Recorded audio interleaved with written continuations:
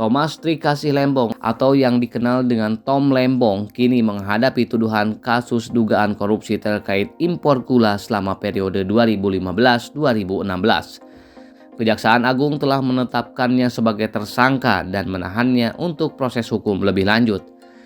Di tengah kasus yang menjeratnya, Tom menulis sebuah surat dari balik jeruji yang kemudian disampaikan ke publik melalui akun Instagram pribadinya. Saat ini, akun tersebut dikelola oleh timnya atas arahan Tom melalui kuasa hukumnya. Surat itu diunggah pada Sabtu 9 November 2024 dalam dua bahasa, Indonesia dan Inggris, sebagai upaya Tom untuk menyampaikan isi hatinya kepada khalayak luas. Lewat surat tersebut, Tom mengucapkan terima kasih kepada pihak-pihak yang memberikan dukungan selama proses hukum berlangsung, termasuk masyarakat yang telah memberikan doa dan dukungan moral. Tom menegaskan komitmennya untuk tetap kooperatif dengan otoritas hukum demi mengungkapkan kebenaran.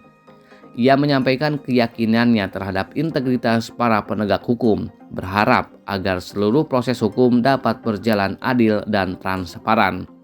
Dalam suratnya, Tom juga menekankan kepercayaannya pada profesionalisme jaksa dan petugas kejaksaan dalam menegakkan keadilan, meski kini ia harus menjalani proses hukum yang tengah berjalan.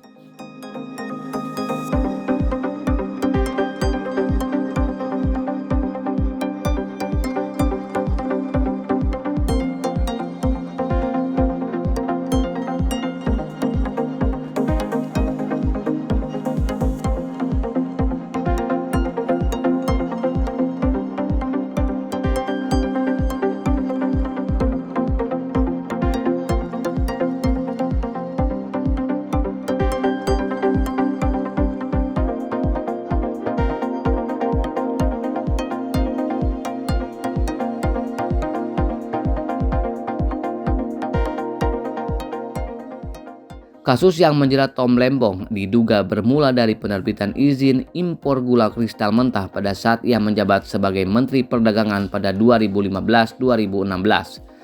Menurut Kejaksaan Agung, kebijakan tersebut dinilai tidak sesuai dengan kebutuhan karena sejak 2015, Indonesia mengalami surplus gula kristal mentah. Kejaksaan Agung menilai tindakan tersebut telah menyebabkan kerugian bagi negara. Selain Tom, penyidik juga menetapkan Charles Sitorus, mantan Direktur Pengembangan Bisnis PT Perusahaan Perdagangan Indonesia sebagai tersangka. Charles diduga melakukan pemufakatan dengan 8 perusahaan swasta terkait distribusi gula kristal mentah. Perusahaan-perusahaan tersebut dikondisikan olehnya agar memfasilitasi impor gula sesuai kepentingan tertentu. Para tersangka dijerat pasal 2 ayat 1 dan pasal 3 Jo. Pasal 18 Undang-Undang RI Nomor 31 Tahun 1999 sebagaimana diubah dan ditambah dengan Undang-Undang Nomor 20 Tahun 2001 Jo.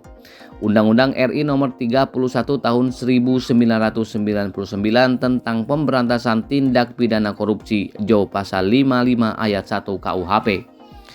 Sebagai upaya pembelaan, Tom mengajukan gugatan pra-peradilan di Pengadilan Negeri Jakarta Selatan. Gugatan tersebut diajukan melalui kuasa hukumnya Ari Yusuf Amir untuk menguji sah atau tidaknya penetapan tersangka yang dikenakan kepadanya.